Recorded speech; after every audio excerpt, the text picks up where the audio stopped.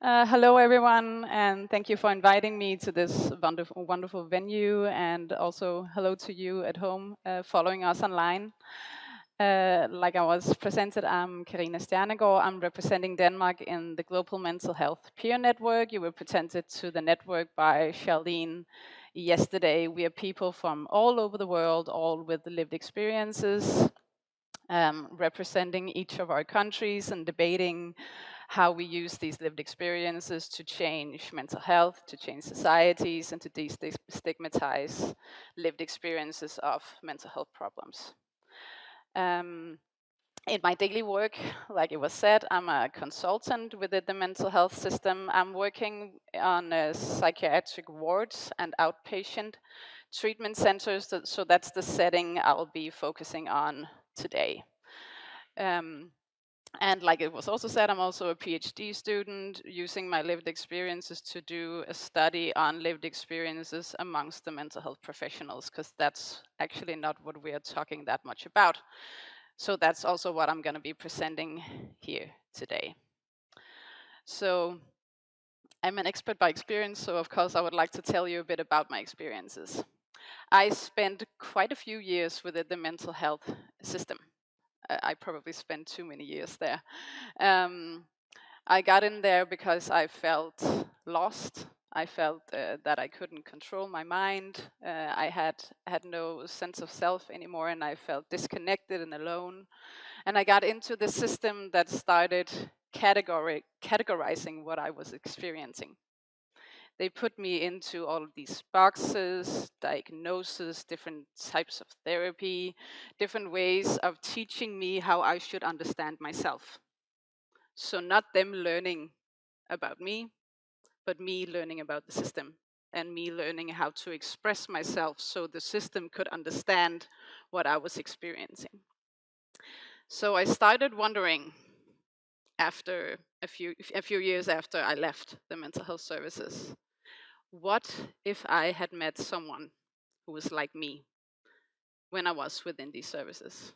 What if I had met someone with lived experiences? Would I have been treated differently? Would they have accepted all of the nuances in my history and my experiences if I had met someone who was just like me? So when I was no longer in recovery, I became an occupational therapist and I returned to the mental health system. Probably already then with quite an activist within my bones. So I came back to a psychiatric ward where I was working as an occupational therapist and thinking I'm going to change the system from the inside. Turned out that was really hard. That didn't quite happen.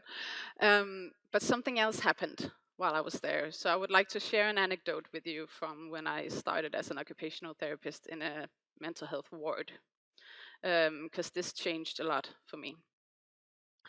I hadn't told anyone about my lived experiences when I started working at the ward. I wanted to see what this was like, if the system was still as stigmatizing as it was when I was a service user within the system. So one morning we had our normal morning meeting that you have in a mental health ward, and one of my colleagues, a mental health nurse, stood up and said that she wanted to share someone with all of us. And she shared that she had lived experiences, that she had experiences what they had categorized as an eating disorder, and she told all of us about her recovery journey. And she told all of us how she was motivated to using these experiences within the mental health ward and with these patients who are struggling right now. That made total sense to me. That didn't make as much sense to the organization. So after she said that, it became really quiet. And the manager of the ward actually took her aside and said, oh, lived experiences. You're here to be a nurse, and we don't really know. So she was actually told by the manager not to use her experiences. And specifically, she was denied access to patients with the same experiences as her. That was the decision. This is 10 years ago. We've moved a bit since then, but this is still happening, unfortunately. So that's in concerns to the manager. Then she, of course, also had all of her colleagues present that morning, they started stigmatizing her.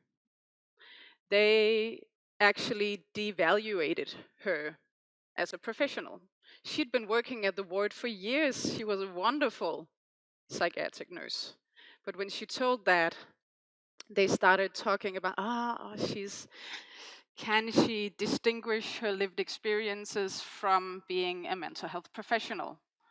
Like these two things didn't match.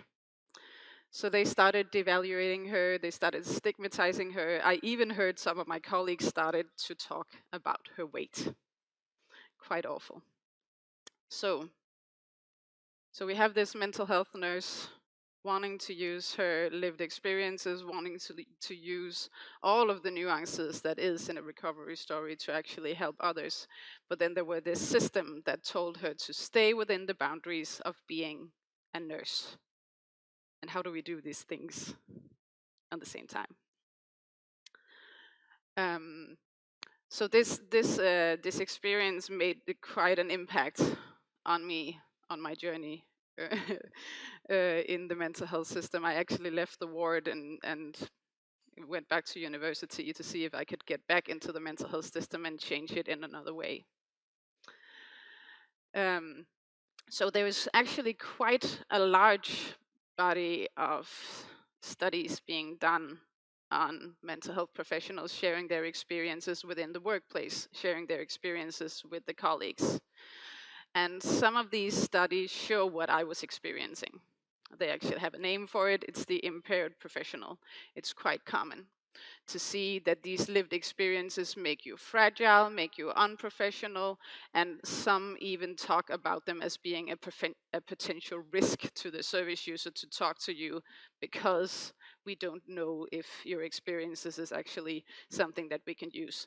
So that's one end of the spectrum. Luckily, we also have the other end of the spectrum, and that is perceiving the mental health professional with these lived experiences as a wounded healer, as someone who has wounds and someone who can share these wounds with others in their way of healing. So this, of course, there needs to be a supportive environment within the workplace. There needs to be already a recovery orientation within the workplace for someone to feel safe to share their experiences and for those experiences to be valued. But like I've said, there is quite a lot of research out there. We know about this. We just need to change our organizations because the research is out there, and we have the experiences to do so. So what I found really interesting, this is a look back like 10 years ago. So 1 year later, like 1 year after my colleague bravely shared her experiences, the organization actually decided we want lived experiences within our organization. And I was like, that makes total sense. Let's ask the staff, are there any experiences within our organizations? There must be. Because we know that having lived experiences is actually a motivation for working within the mental health system. We know so. It is for a lot of mental health professionals. In Denmark, there has even been a study done that 1 in 3 people will actually need help from the mental health system at some point in their life. So there's a lot of people out there with lived experiences. And we also have a study that points to that 62% of the staff have experiences themselves or has been caring for other people who has these experiences. But what was really interesting, because I thought, of course, we're going to go here. We're going to go out and ask the staff about these lived experiences because the managers want these lived experiences within our organizations. But that didn't happen. What happened was that we, like in many other countries, decided to hire peer workers. Peer workers is a great idea. Getting people from outside, people who are not educated as nurses or doctors or whatever, into the mental health system to support the users who are in the middle of recovery themselves. So we know that peer support works. it works to support the users and use your own experiences to destigmatize, to facilitate hope. And we also hired the peer workers to challenge the clinical practice. That goes all the way back to the user movements we had in the 60s and 70s. So there was a really good reasons to doing so. I was just wondering why we were going out there and creating this new profession when we already have the lived experiences within our organizations. But we hired a lot of peer support workers in Denmark. We have more than 200 right now working within wards and these outpatient treatment centers, and the number is growing vastly and very fast. And luckily, the peer support workers are actually facilitating worker-safe places for everyone else to be starting to share their experiences. But I think the paradox is where we want live experiences within our organizations.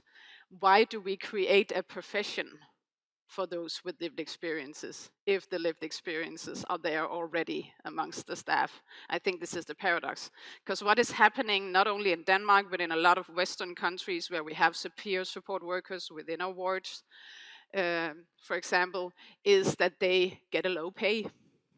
They don't get to work as many hours, and they are being largely stigmatized within the organization.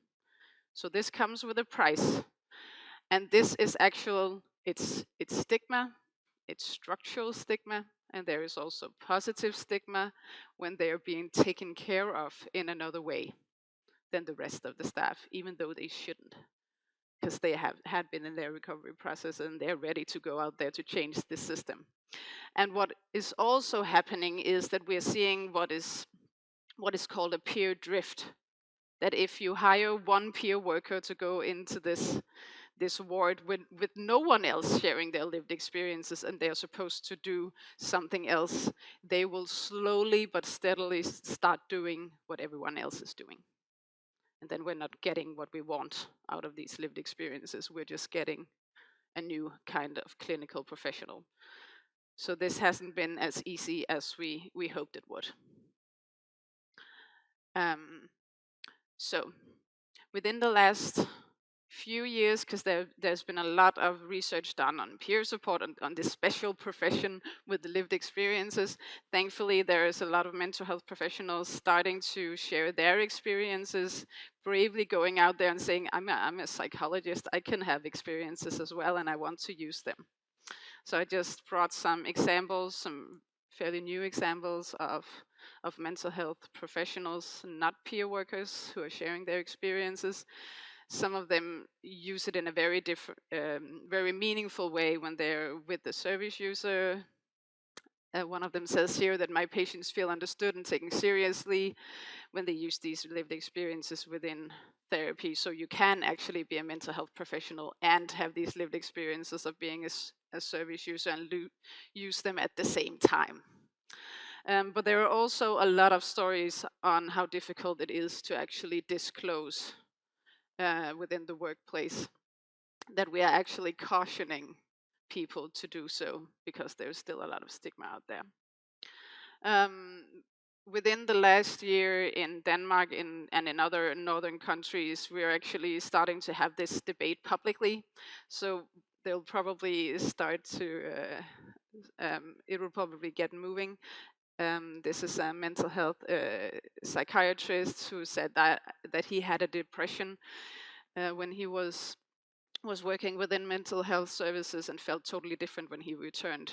He started doing things totally differently. He started talking in another way. He started treating the mental health service users in a whole other way because he had been one himself. And this has also been a movement started by a psychiatric nurse within a Danish context.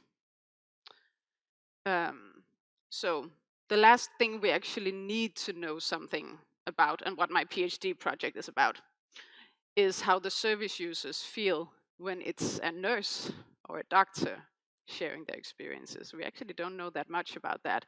Like I said, we know much about disclosure in the workplace, but not that much about how the service users actually feel like when you're in a ward and a mental health nurse shares their experiences. There has been a study done, actually from the Netherlands. You're quite far ahead in this field. where there is a center where every therapist has lived experience, everyone. And 93% of the 205 mental health service users asked actually said that it made sense for them to meet a mental health professional who could also share their experiences. But we still have a long way to go. This is from a very recent literature review that says that mental health system is still in transformation to meaningfully incorporate lived experiences, perspectives from the traditional professionals. We have moved so far with peer support, but we still need to talk about the professionals out there who also has lived experiences. So I will just leave you with this quote because I think that makes it even more complex before I'll take some questions. This is from someone who identifies as a prosumer, as a professional consumer within the mental health system. So he explains, people like us can get rejected by both user and professional camps for different reasons. By professionals, because of our unreliability and instability, by fellow patients because we're somehow tainted because we've been on the wrong side of the couch. This is what some of the professionals are facing out there. They don't feel like they fit in anywhere because we're not talking about the lived experiences amongst the mental health professionals within our organizations. Thank you for your time, and I think there's a few minutes for questions.